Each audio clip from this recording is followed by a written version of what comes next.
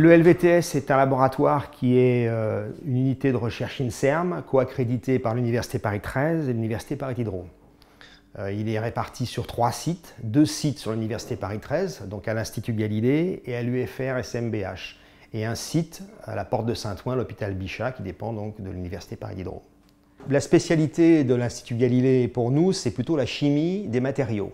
Le second site de Paris 13, donc l'UFR SMBH, apporte, à l'inverse de nous, tous les aspects biologiques. Le site de Bichat est plus particulièrement prégnant pour nous parce que beaucoup de nos collaborateurs sont médecins dans cet hôpital. J'ajouterais qu'on a aussi à notre disposition à Bichat, grâce à ces médecins, une bibliothèque de tissus humains et de cellules humaines ou de tissus pathologiques et sains, vasculaires, qui nous permettent de conduire ces travaux. Dans le mot LVTS, il y a translationnel pour le T. Translationnel, ça veut dire qu'on mène une recherche qui va de la chimie des matériaux au départ jusqu'à la recherche clinique. C'est les médecins, les cardiologues, les neurologues qui viennent nous voir pour nous dire on a un souci, on a un problème avec tel type de matériaux, tel type de pathologie. On essaye vraiment de s'approcher du vivant, sachant qu'on ne sera jamais dans le vivant. Mais c'est toujours la même chose, c'est le concept d'homme réparé. Et une réparation, c'est quelque chose qui est fait pour durer. A priori, les stents qu'on essaye de concevoir, en tout cas les revêtements qu'on essaie de concevoir, doivent avoir des propriétés sur la durée et permettre à la personne qui le porte de vivre la vie la plus normale possible, sans le moins d'inconvénients possible pour la suite. C'est avéré par la suite que la discussion des fabricants de stents avec les biologistes et avec les gens spécialistes des biomatériaux ont mis en évidence la nécessité de les rendre actifs, c'est-à-dire d'avoir des propriétés de compatibilité avec le sang. Et ça, c'est des choses qui n'existaient pas avant.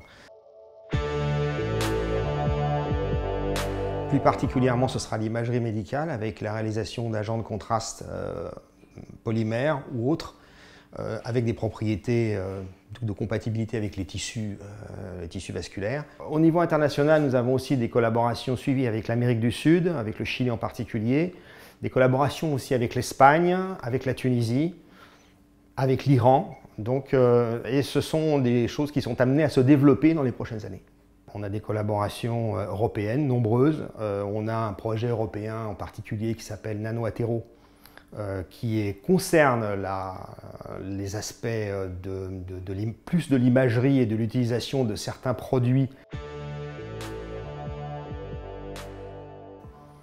Et les projets du laboratoire plus particulièrement vont s'orienter vers l'ingénierie tissulaire, plus spécifiquement, l'imagerie aussi, mais surtout l'ingénierie tissulaire avec la réalisation de matrices particulières qui seront capables de régénérer des tissus ou d'aider à la régénération de tissus.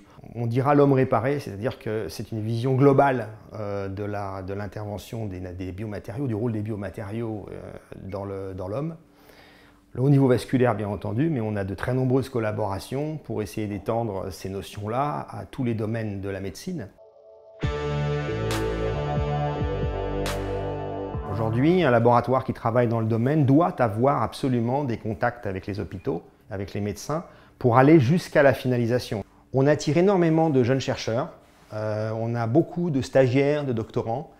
L'unité doit correspondre à peu près à 150, 160 personnes, dont à peu près un quart est représenté par des doctorants, des postdoctorants.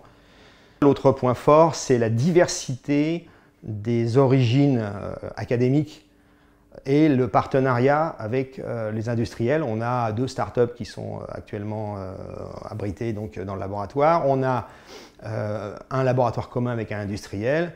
On a de très nombreux contrats ANR en cours qui viennent d'être acquis donc, pour cette période. Donc, un doctorant médecin, on en a de nombreux, des médecins qui veulent passer des tests de sciences.